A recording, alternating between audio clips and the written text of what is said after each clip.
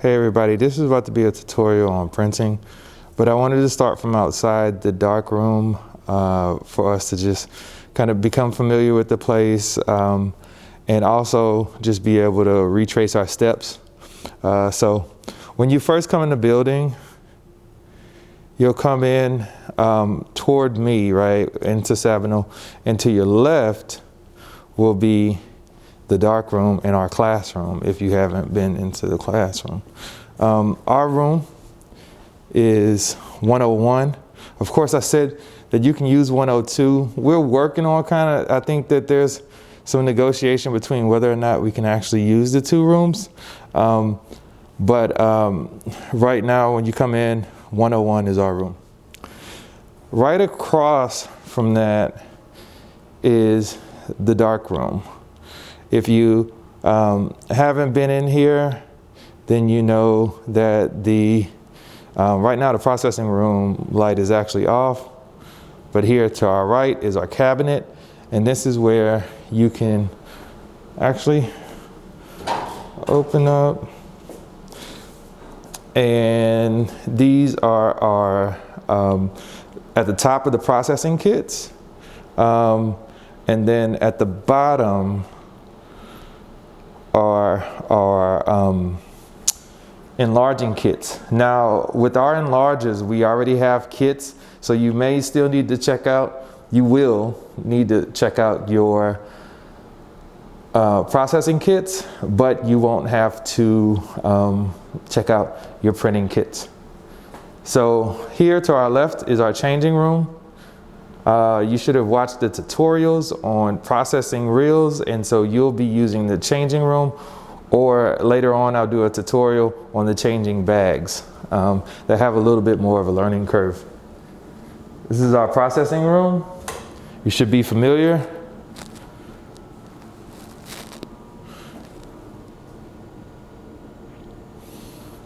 Okay. And so one of the things that you should expect, and I'm going to set the tone for the dark room, and this is the reason why I'm shooting a little tighter, is because my wide angle lens is a little, is not as fast as this lens is. So when you come in past the drying racks, which we'll talk about in a little bit, past the cabinet, you will get into the dark room corridor. What you need to know, or better yet, practice, is when you come through this dark corridor, you need to say corner in order to make sure that you don't bump into anyone. So let's go into the dark room.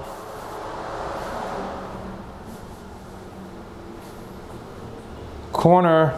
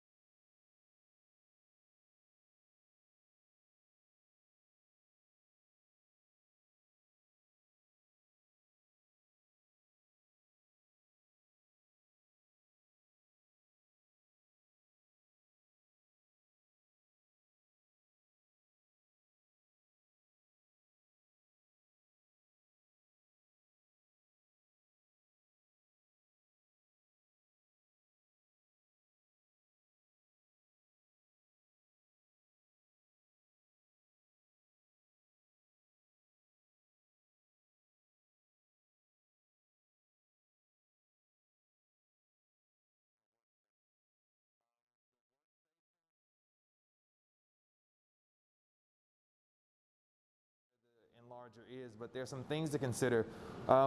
If you look at the scale, on the right-hand side, there is a timer. And then on the left-hand side, there is, we've put our enlarger kits there.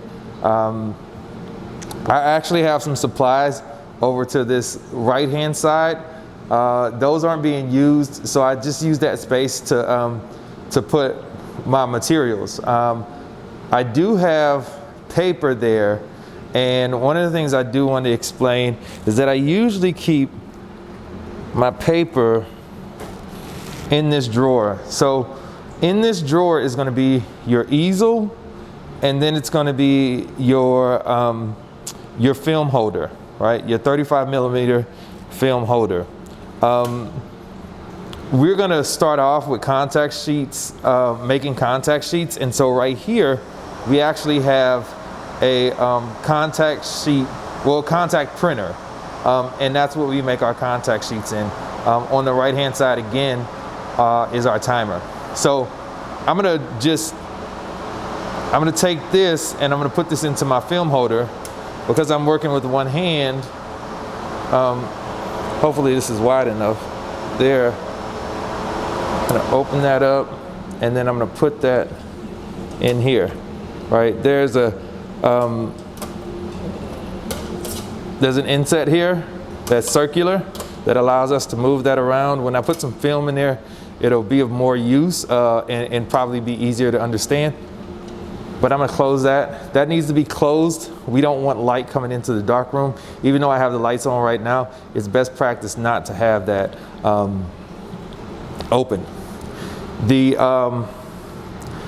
So now that I have my easel, even though I'm not using it, I'm gonna take that, I'm gonna move it over, and then I'm gonna take my paper, and I'm gonna make sure my box of paper is actually set in there. That's a great place for it because as you're using it, it's really good, right, to close this so that your paper is safe, depending on how you use it. Some people like to kind of fold the paper under. Inside there's a bag. Let me grab that. Inside there's a bag in here. And so if you fold it under, then it's safe. But it also helps. I'm an anxious person, and so I like to leave my paper in my box, in the bag, in the drawer. All right. So let's talk about some parts of the enlarger. On this side, we have this is the lever for our film holder. Now again, we want this to be closed. We don't want the light to be on. As an example, let me turn this light on here.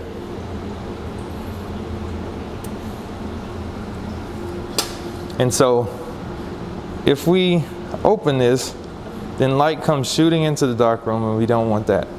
Okay? So we're going to keep this closed whenever the light is on. Okay? When the light's off, that's fine. But we need to make sure that we're careful about that. Okay? The other thing is also the film holder, which is right here. I mean, not the film holder, I'm sorry, the filter holder. And also, just as an example of worst practice, we want to make sure that the light is off when we open this. Okay. Turn that off. Let's open this up. Boom. Okay. Now, one of the things I'm going to do is I'm going to kind of reintroduce our enlarger kit. Now, when we start with the contact sheet, we actually don't need, we will need a filter, but we don't need our grain focuser just yet. That's for our individual filters. So this is what we have in our enlarger kit. We've got a book of filters, our filter set, and then we have a grain focuser, which helps us focus our images. So what I'm going to do is I'm going to set this down, and I'm going to open this to filter. Now, I'm going to tell you, we need to use filter 2.5, okay? It will have some tone to it. I mean 2, I'm sorry, oh my goodness. 2, filter 2. Everything starts, we start printing everything, right, on 2, filter 2. So remember that. Filter 2 is where we start, okay? Now, I am going to start on 2.5 because I cannot find 2. So in your set, you should have 2. Start off with 2. Okay. A couple things. Well, let me show you that. So 2. I've got my filter. These sometimes will be hard to see in the dark. You can see it here. If you see it just on that contact sheet, look how I moved that up. Boom. All right. So I am going to load this into my filter holder. Now, one of the things is you want to make sure that this is in this holder. There's an inset, right? And you want to make sure that it's in here. The problem is that you can either get it stuck. You usually won't be able to get it stuck under because there's a lip right here, but you can get it stuck. There's a piece of glass in here, and you can kind of get it stuck on top of there. And if you do, then it's going to compound your filters, and we don't want that because that'll hurt your image. So make sure you make sure you don't have that issue. Okay. So one filter at a time. Make sure it goes into this proper space here, and then close it so that you don't get light into the dark room. Okay. And so that's it for our filters, right? That's where we start. Okay, we start at filter 2. So remember that. Start on filter 2. So I've set that up for us to start contact printing, but let's look at some of the other parts of the enlarger before we start. So here we have the focuser, right? This is our focus. You'll notice a bellow coming out right here. All right, and then we also have another lever here, and this, let's see, this is our lock, and this is really important to talk about because our lock is going to set this into place, and what it locks into place is the height, right? So you'll see me bring this up, bring this down. There are numbers here for measuring how high this is. This is one of the settings that you'll want to remember whenever you're trying to reproduce a given print. And again, this is our lock. There is a good bit of tension. Sometimes you can forget it, and I think it's fine as long as you aren't rough with it. But it's a good practice to use the lock. You just have to remember when you put the lock on, because then you can strip the gears here if you don't unlock it before moving it. All right, so the other thing is the timer, of course. Really important. Let me turn out the lights before we kind of start working with the timer. So, right back. I forgot. I was going to turn out the light so we could see the timer, but there's some things that we haven't talked about as far as the timer. So, up here is seconds and tenths of a second. This allows us to have more precise measurements of time. And so here, you'll notice that a decimal comes up, whereas here, this is 60 seconds. So I'm going to move this, right? This is for our seconds, and then this is going to be for our tenths of a second. Okay. I usually end up using tenths of a second. So tenths of a second is a very good place to start. and sometimes you won't. I mean, most times I don't think that you'll go past using seconds and tenths of a second. The other thing is that this is our outlet for time. So this means that the light will function based off of the time. Okay, that was the tone that goes off when your timer is complete. Please turn that off. It's annoying. I talk about this all the time, but it really is. And so if you could, remember to turn that off, I think it's a courtesy to the people that you're working with. So outlet time is going to allow you to focus, and I'll give you another example of this when we're actually working and the lights are out. And then as long as when you have this on, the light is going to be on. So it's important that you make sure that you have the correct timing mode on. Okay, so for me, right, if I am ready to print, then I'm going to put it on time, and it'll turn on for 4.3 seconds, and then it'll turn off. On the focus, it just stays on. Okay, so it's on right now, and then I have to turn it out. So we use that, of course, when we're focusing, but when we're ready to print, we need to turn that off. Or if we get any paper out or anything like that, it'll be exposed. So be careful about that. We don't want that to happen, or we want to be deliberate about when it is exposed. So be aware of that. So next, what I'm going to do is we are going to start working on a contact sheet. We'll talk about test strips, but in order to do that, I am going to turn out the lights, and I'll be kind of narrating a little bit as we go through the process.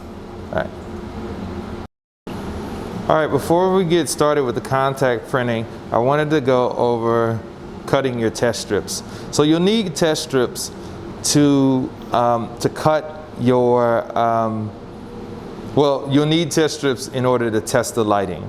And so here in the corner of the dark room, in the wall away from the entrance, will be our rotary cutter. And so I've got some test strips here, right, that I've cut my paper vertically. This is 8x10 paper, and so I want to cut these test strips in the dark in order I want to cut these test strips in the dark in order to make images, in order to make tests of the tonal range the tonal range along my print. So what you're going to do is you'll just lay this flat down, right? And then what you're going to do is just move this up, and that will result in a test strip. Let's see, we're working on a cut. All right.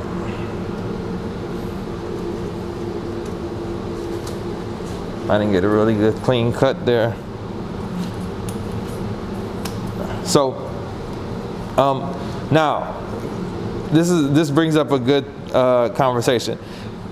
We want to be really judicious about how we cut our test strips, because the test strips could be too small, and we also want them to go along the ranges that we want to test. So usually we want to test the highlights and the shadows at once. And so you want to strategically put it in your print.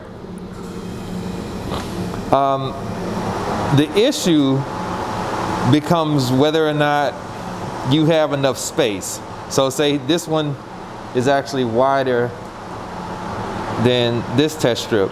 This one may give me more information. And then there's this one that's even larger than or wider than the other two. So this is something you'll have to figure out. There is an economic concern, right? You save on using the smaller ones, but then you get more information out of the larger ones usually. So anyway, we've cut our test strips, and so now let's go and get started on making a contact sheet.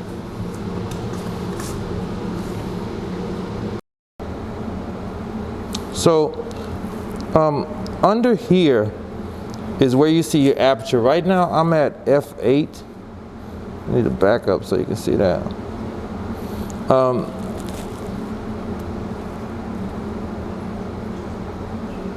And that's important to understand, because the higher your aperture, the longer your printing times will be.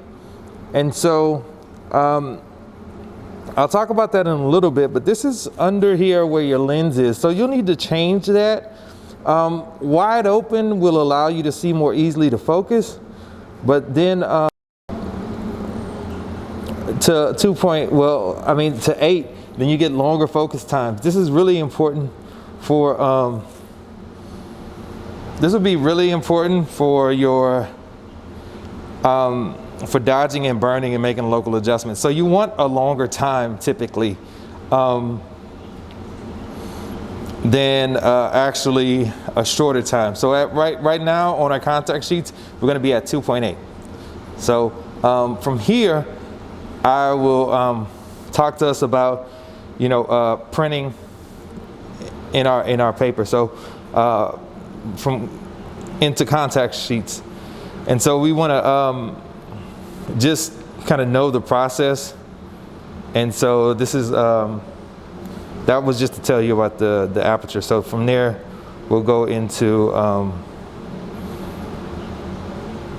setting up the contact sheet. So. All right, so we're gonna put our test strip in here, and we're gonna agitate, meaning that you lift up the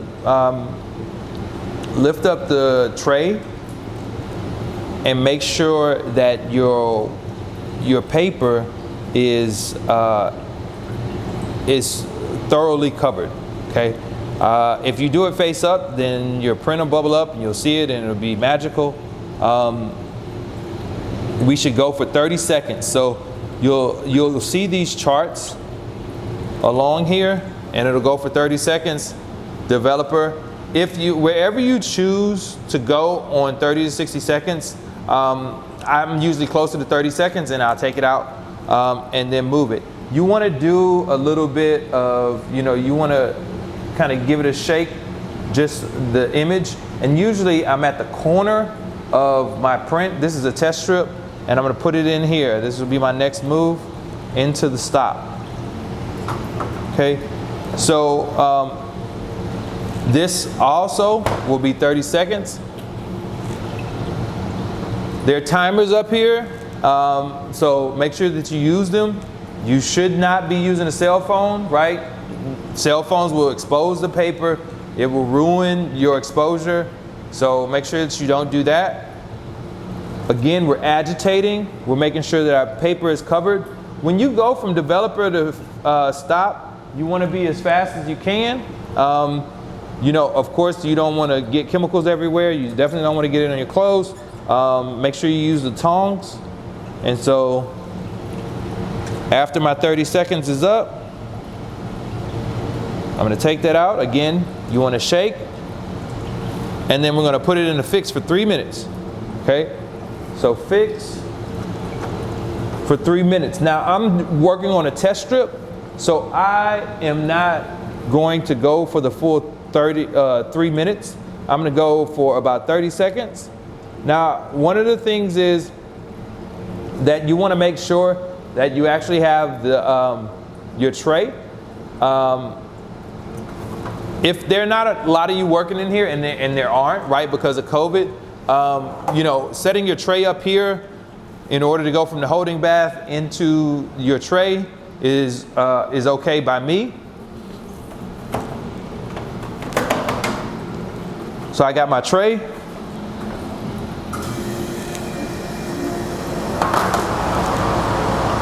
And I've done about a minute in here.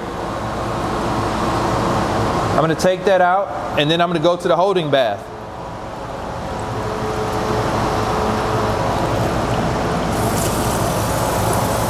I'm going to put it in here for a little bit.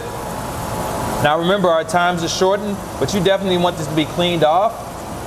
You don't want to put a, you want to get some of that fix off. And remember, we're just shortening our times to get our development time. So it's really important that you differentiate between the two. When we need to make a print, then we need to do all 3 minutes. All 3 minutes. So please make sure that you do that, or you will ruin your print. Your print will come out purple, or it will start to brown and get dark. So keep that in mind. When you're not using this, this needs to be turned off. But of course, if you're actively printing in here, don't worry about it. You can keep it going.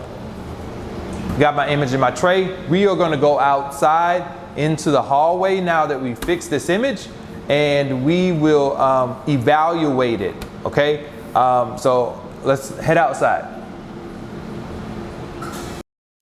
All right, so so I have a contact sheet here, right? We're kind of skipping forward, and this is a finished contact sheet based off of my test strip.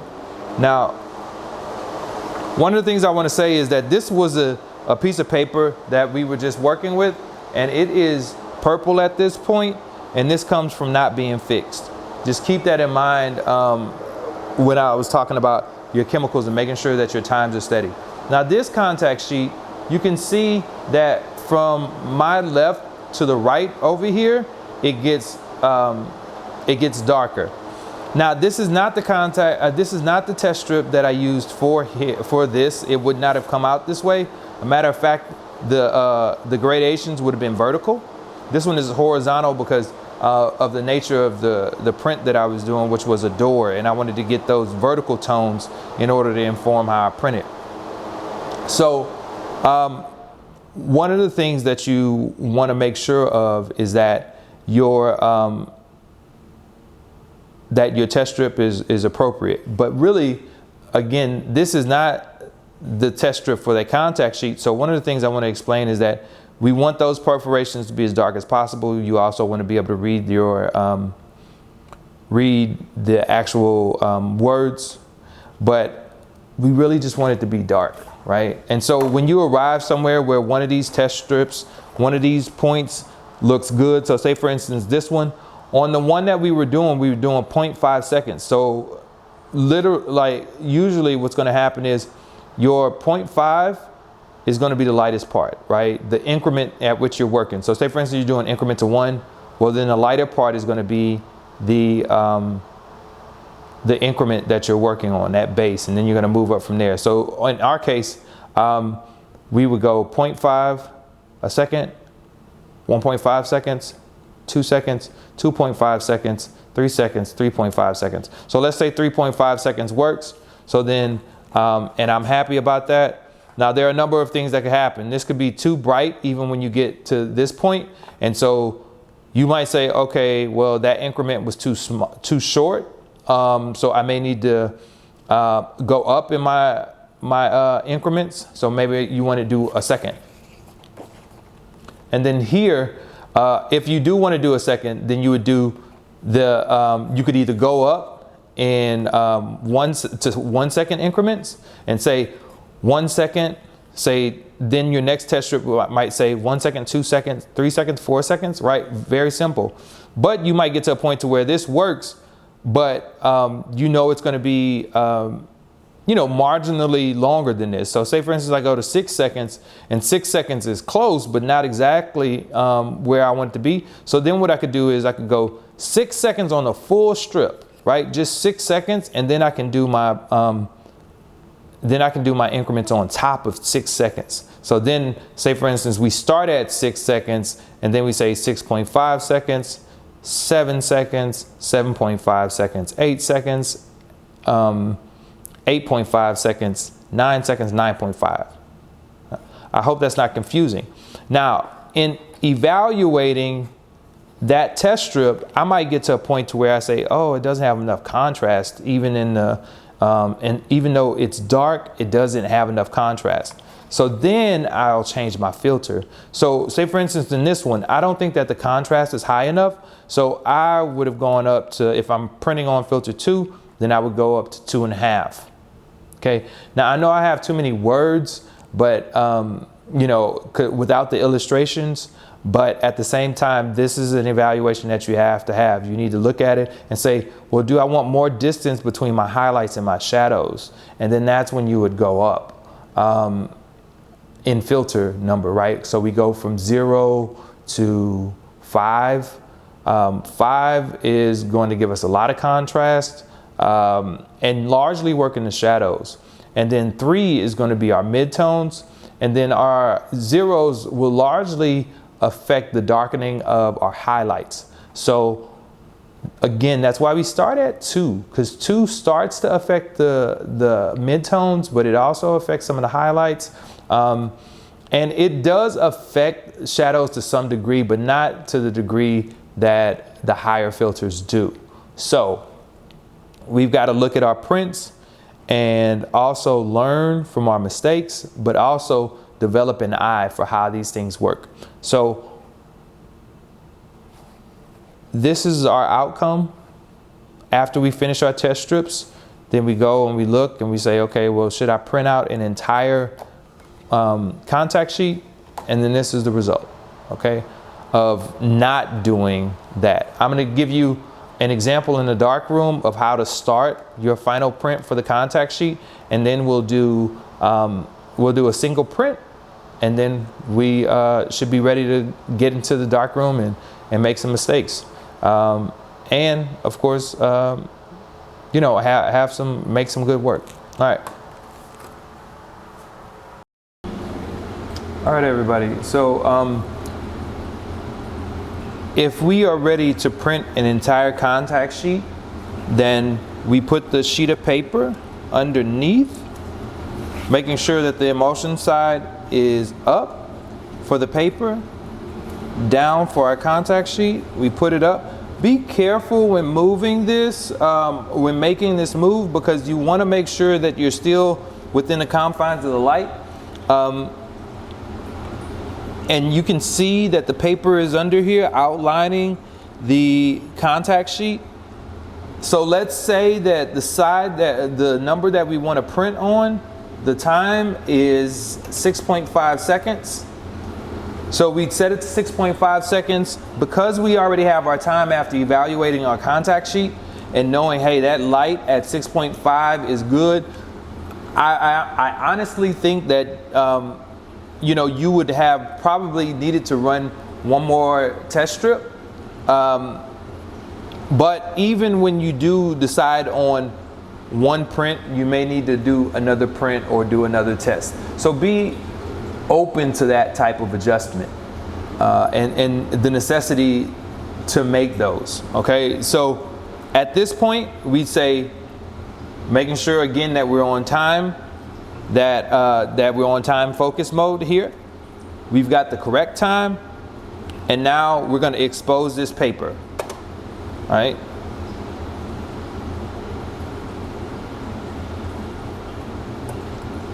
Then we go and repeat the same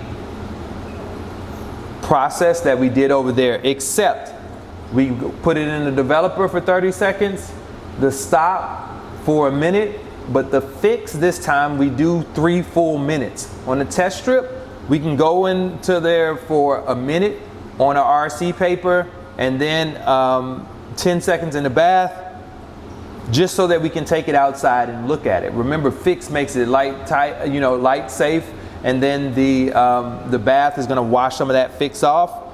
But we don't want to do that with our final print. We want to run it all the way through, and we want to then put it in the wash. I will talk about the wash. Well, we can talk about that now, actually, before we actually do the single print. I'm going to turn on the lights so that we can look at the washer, the archival wash, and see how that works.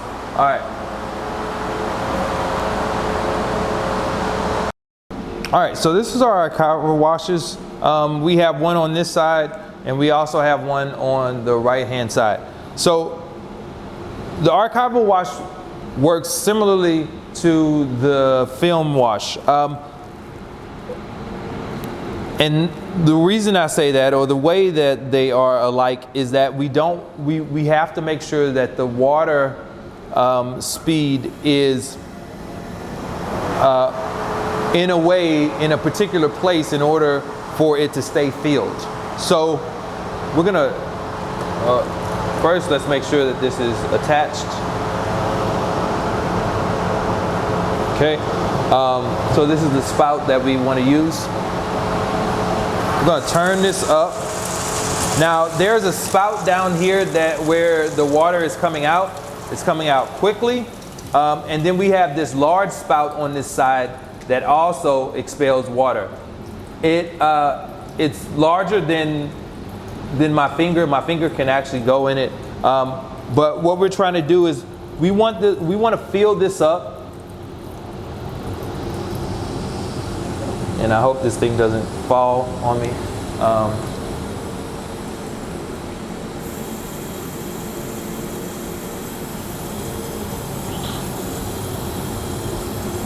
We want to fill this thing all the way up. We want to make sure that it's filling up. I'm turning it because there's a kink in it. And I'm also going to close this spout for a second just so that it can fill up all the way. Starting to look pretty good. So as this fills up, water that overflows at the top is going to come down and come out of this spout.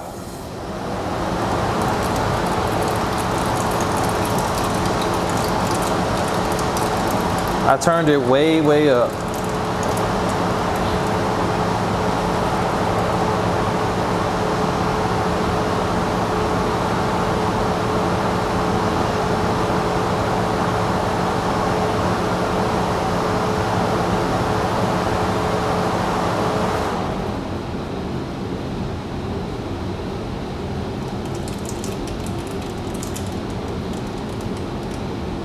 So there are going to be two things that we're going to do if you're the first person to turn on the wash.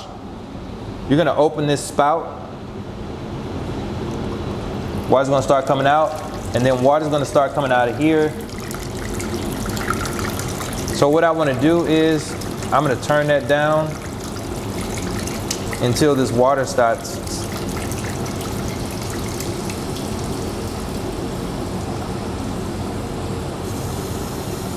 Now, we want the water fast enough to stay filled while this spout is actually having more water come out of it. So this is really important. Right now it's high. There's a little dribble on the side that's coming out.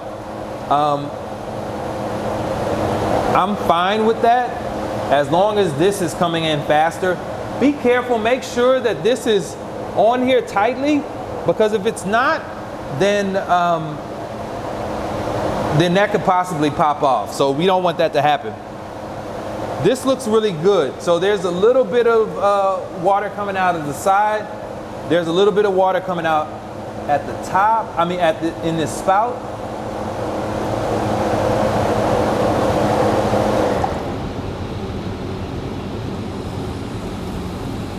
And I think I found a really good space here. You don't want that water falling all the way down. You don't want it to empty all the way. You want it to stay up. Clean your print. There's a timer up here for 10 minutes. You're gonna wash your image for 10 minutes, and then you're gonna use the squeegee board over here. I'm gonna take some B-roll of that, and I'll put up some text on how to use that.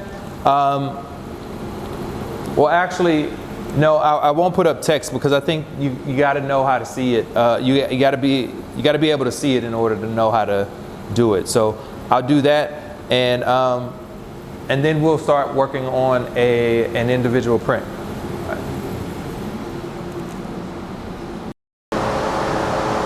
All right. So this is our our squeegee, and I'm gonna talk about how to use this. So basically you have your wet print. Hopefully you came over here with your tray and your print is in here. You are in a good place because you got prints, right? You got an image. So from here you want to dry this off because you want to get all the excess moisture off so that you can go and print this image. So that you can dry this image on the screen racks, right? So what you want to do is you want to make sure that when you place this on this board, so you want to push it up against this board, making sure to keep one corner lifted off. From there, you're going to squeegee this against the board and water, fluid will start coming off. I usually do a few, 3, right? Then you want to get the water off of here. Then you're going to turn your image and you will squeegee it again. And then you want to squeegee this, right? Get the excess moisture off. And then you're ready to go to the drying racks. So I'll go through this when we actually print one image that we're about to do right now. And so let's get into that. So here we are. We have some fun times. We have chosen, right? We have chosen an image to print. So let's talk about that a little bit. So you've got your contact sheet. You've evaluated, you've looked at the images, and now you've chosen one that you're going to print.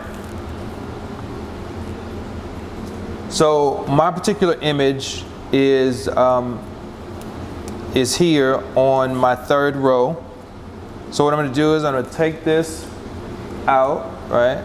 Take that out. I am going to make sure that my emulsion side is down. And the way that I do that is by holding this up to the light, making sure I can read it. And then what I'm going to do is I'm going to take my film holder out of here.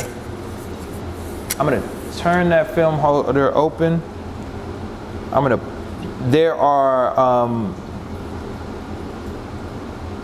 these screws around the actual opening in your negative holder, and so that holds the film in, right, as you can see. And I'm gonna adjust this until it's where I want it to be. Okay. So it's in there. I'm gonna close this. And then I'm going to use my handy dandy canned air. Now you want your canned air to be straight forward, right? You don't want to dip this over. You don't want to tilt it because then it can get into, it can affect your film. You can put moisture on your film. You definitely don't want to do that. So moisture, no, not moisture down, but emulsion side down, right? And so it's set up the way that it's supposed to be. I'm going to spray this to make sure that I'm getting all the dust off.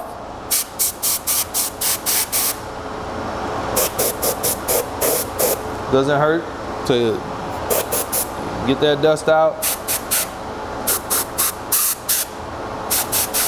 All right. Dust is such a problem. That's why we want to use binders to keep our negative sleeves in. And we also want to make sure that we are close to the enlarger when using our canned air. It's counterproductive in a sense to have our canned air, to use canned air across the room or down the hall or in another room, because the dust can accumulate. So it's always good to have your canned air with you at the printer. So at this point, we're ready to make a test strip of this image. But before we do, we need to talk about the easel. So let's do that now. All right, so we've got our easel out. Let's turn on this light a little bit. So a couple of things. We've got our image on here, but we've also got, what I've also done is pulled out my easel. Now, some changes that I've already made to my easel is that I've used the sides, the measurements, the guides. I've moved my guides to 1 inch in. So my paper is 8 by 10. My easel has been set to give me a 1 inch border around. Of course, you can print full frame if you like. I usually do not. I usually have a border. So I've set my border up, my image is in here. There are a few things that we need to think about after that. So I've set my easel up. My easel is also heavy. The easel is heavy, and it really allows you the ability to compose your image. This is the same thing with your film. You can kind of move that image around, and it allows you to really compose and straighten things up as you need to. Your focuser, which is up here, right, this on the right hand side, I'm going to use that to focus my image by eye initially, and then I'm going to move this to get this to be the right composition that I'd like. All right. Make sure my lines are straight. It looks all right. I know that I'm gonna have to go up though. So I'm gonna bring my height up, and then I'm gonna have to refocus. Now, as we start talking about focusing, we need to bring back our handy dandy sheet of paper. This sheet of paper is going to give us a bright enough surface, because keep in mind that our easel is a chutney yellowish color, so it helps if I have a white surface in here when focusing. So I do.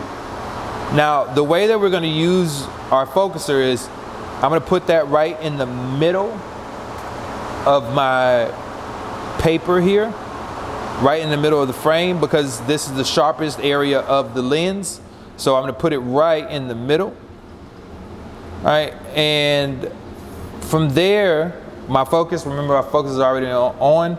I've got all of my sensitive materials up, namely my paper.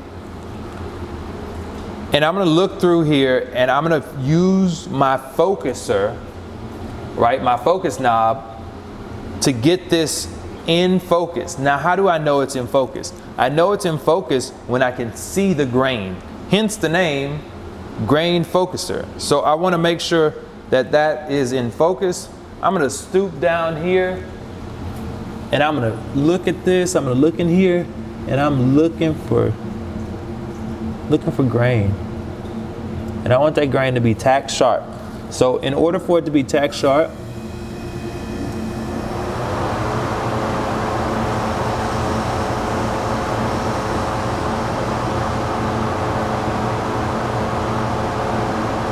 I am going to go back and forth until it's in focus. It is in focus. I'm happy. My light is also covering this area the way that I'd like. The next thing that we're going to do is we are going to go to, I missed a step. So this is, when you're focusing, this is a good time to actually open your lens wide to 2.8. Now, don't forget to stop it back down to 11. or 16 in order to make your times longer again. But I am going to stop. I'm stopping at, I'm going to stop down to 2.8, right? To focus, to make sure it's bright. So you'll see how bright it is. And that'll be awesome.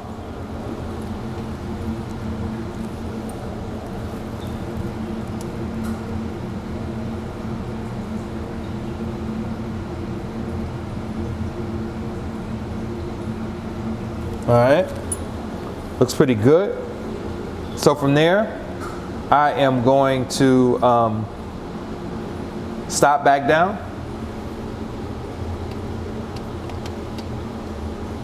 Like I said, to 11,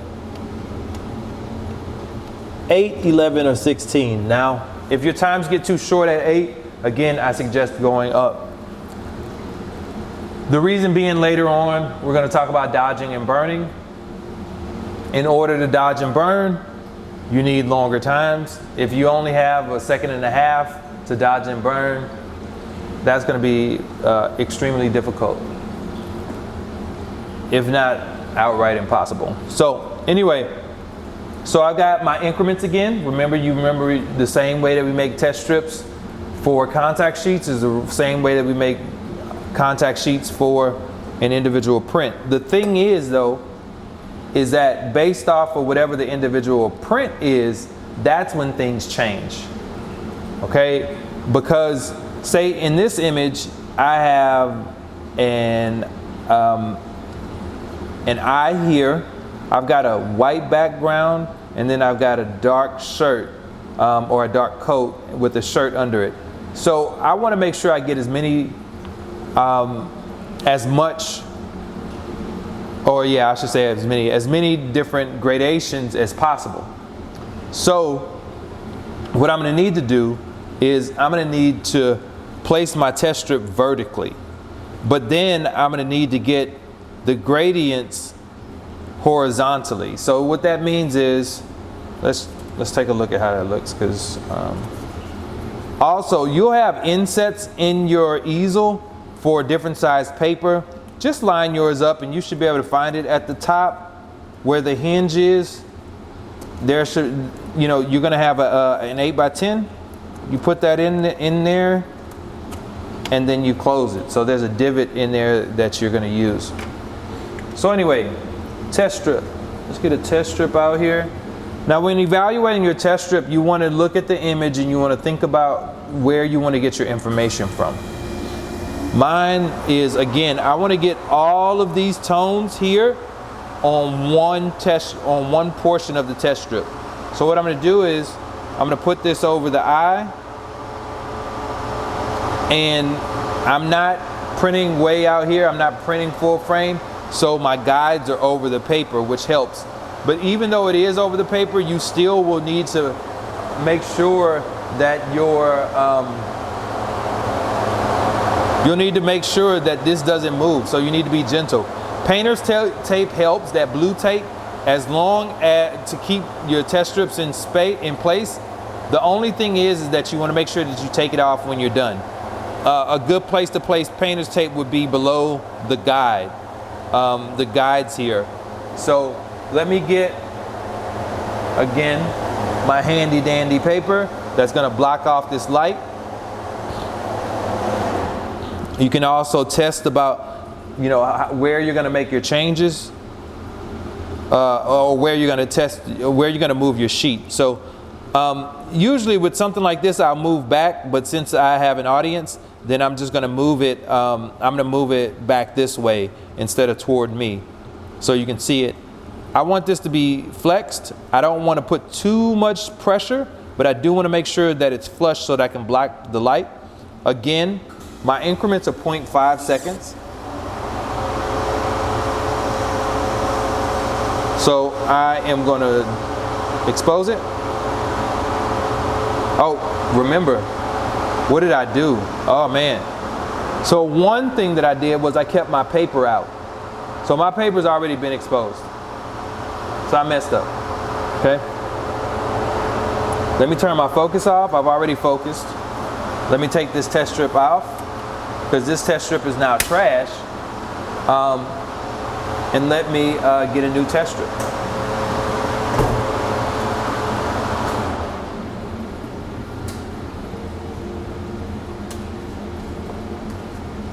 So in the dark, again, my test strip, I remember where it is. So that may be a skill to develop, is envisioning where your print is. So now I'm at 0.5.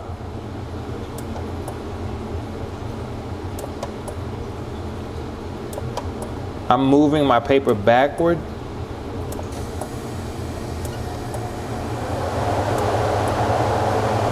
All right, and I ran out of paper. I ran out of like real estate, right? So now this is ready. It's ready for me to agitate and for me to develop. So I'm gonna run this through the chemicals. So again, remember the chemicals. I'm gonna give us a little view.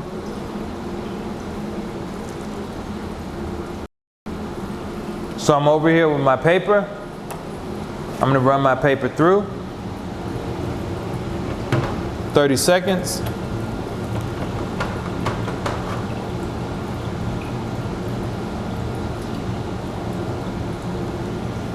After 30 seconds, you want to make sure that you shake off any excess chemicals. Face down quickly into stop to stop the development process. That's going to be 30 seconds.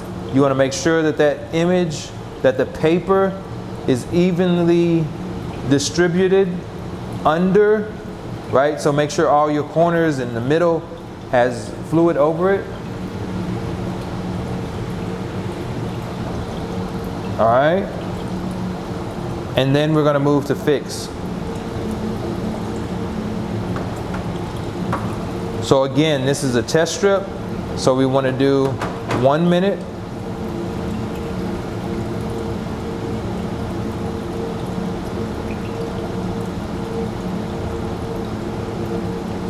And then we want to go into the stop bath and then grab our tray and head outside to look at it in the hallway. All right, everybody. So rather than, I'm not using these wet prints, but let's suggest that we are in a hallway. And of course we are not, because I wanted to be able to evaluate some prints and think about prints and reiterate some of the things about the enlargers and about printing. So when I'm in live demos, usually I don't keep my test strips, so I kind of failed to help the video crowd out. But these two images, this test strip is for an image that was in portrait orientation as well. And so what I did here was the same thing that I did with these test strips, which was my movement was horizontal, but the orientation was vertical. So the reason being is because I wanted gradients from here. I wanted to get tones from here, and I wanted to get tones from here at the same time. So the easiest way for me to do that was to move horizontally across the image. And that was for the same reasons that I gathered my information here. So I was moving from, spitting, y'all, from the left to the right. And my test strip was largely over this forwardmost eye. The thing about both of these images is that you'll notice that they're really close. They look a lot alike. The best way to tell the difference is in the shadows. This is darker, and then under the chin is darker as well.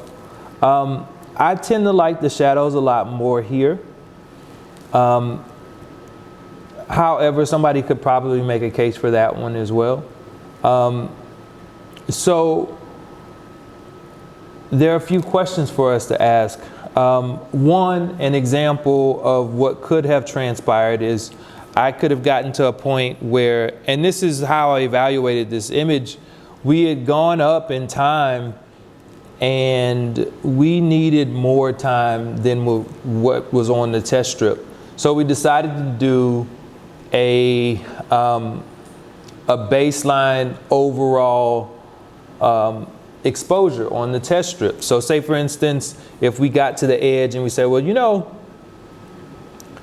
6 looks awfully good, but we're a little under, right? It needs to be darker. So that means we need more time. But in the case of these, I actually made a decision to where from not only did we need more time incrementally, right? Like marginally more time, but we also needed more contrast. And this is a choice I made. On the first one, I didn't. And so this is the first one where the contrast is a little bit down. Only half a filter, right? So this is 2.5 and this is 3. Okay, very close. Some things that I was happy about, the background actually dried down. So sometimes when an image dries, it gets darker. And so around the edge, it got darker. Now, I kind of like it being a little bit bright around here on the outsides because I could also go in and burn the edge and make it a little darker. I could do some dodging as well. Maybe pop this white out and then kind of go on the chain if I wanted to. And I could definitely go along the eyes and brighten it just a little bit, I could dodge that, right? So I might want to burn the edge and then dodge in the eyes, maybe, because it would have to be a really short period of time if I wanted to do that, just to bring some stuff out. The thing about dodging though also is to understand that it cuts down on your contrast.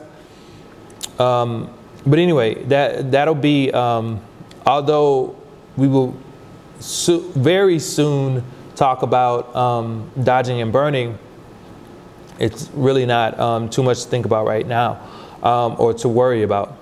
So the thing that we want to consider is, again, I wanted to repeat that we go up in filter for more contrast. So remember, under the chin and in this, you may not be able to see that from the image, but there's a little bit of, I can see this tone here is a little bit lighter than like a true black.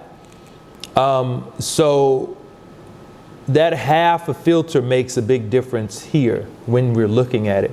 Also in the hair still has texture, but it is black. And then it's still a little bit lighter on the edges. So, and I like that. I think it's nice. I think it's a nice image. So remember that if you need to go up in time, one of the strategies to do small amounts of time is to do an overall exposure, right? So say for instance, on this one, before we actually laid our paper down and attained these different gradients, right? And laid those down, we just laid down 6 seconds.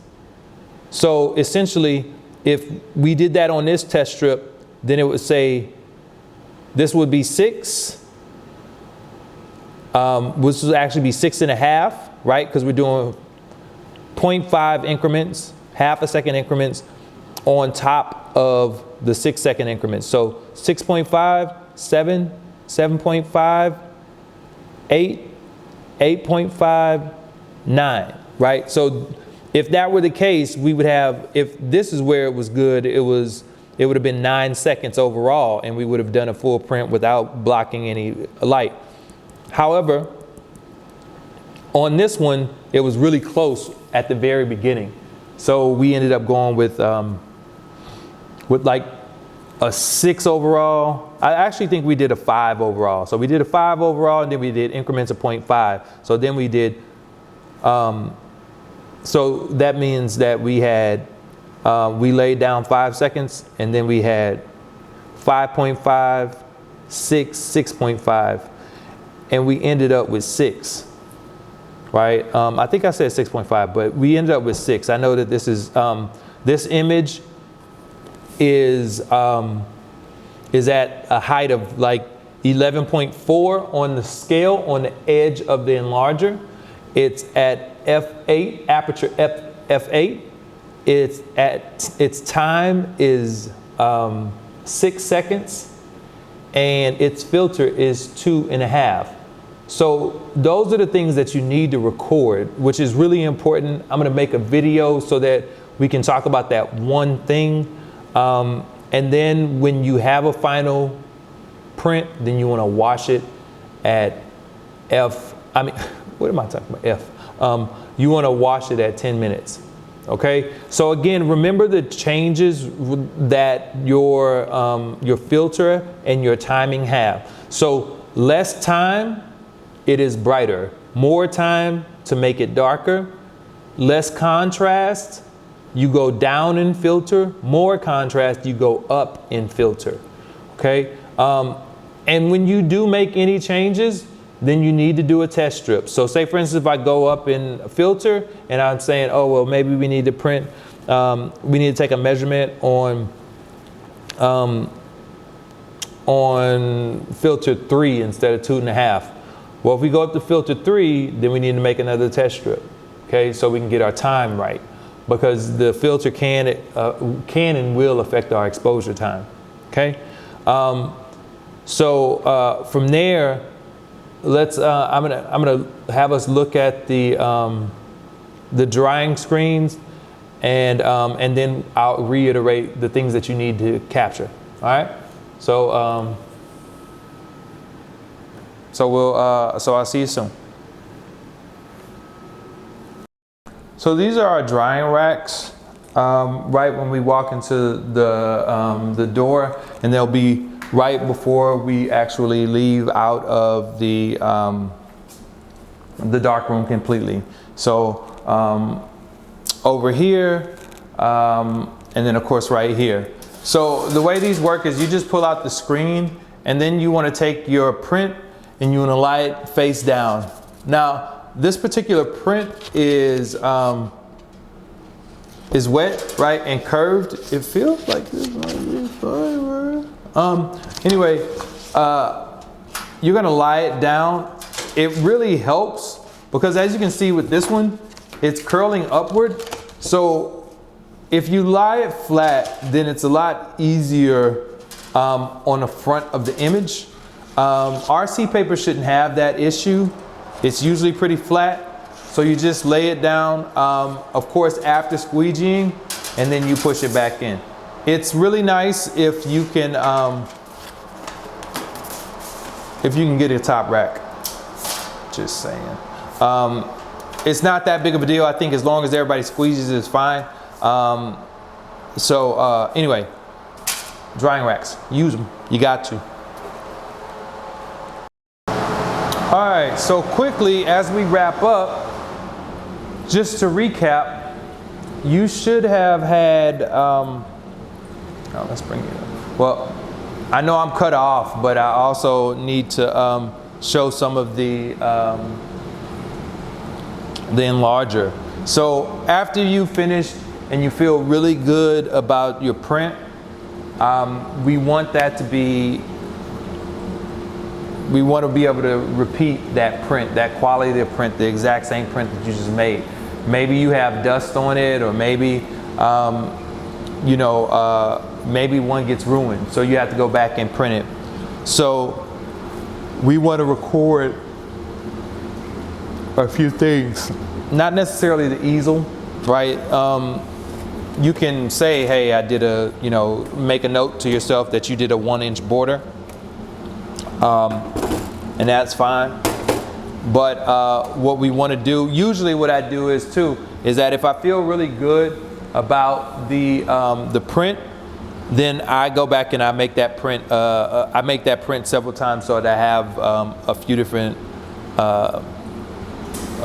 versions of that print. But what we do want to do is we want to look on this side and these marks, and you want to say what your height is. So height is one of the things that you want to record. Filter is the second, right? So your filter, what filter did you use? They have numbers on the side as well as in your filter set booklet, 2.5. So filter, height, time. How much time did you expose this for, right? So time, and then aperture. So under here, what did you print this at which aperture? So that should be f11, f16, f8 even. And so again, let me repeat that. In order to repeat your print, you want to copy down, you want to document the filter, the aperture, the height, and your time.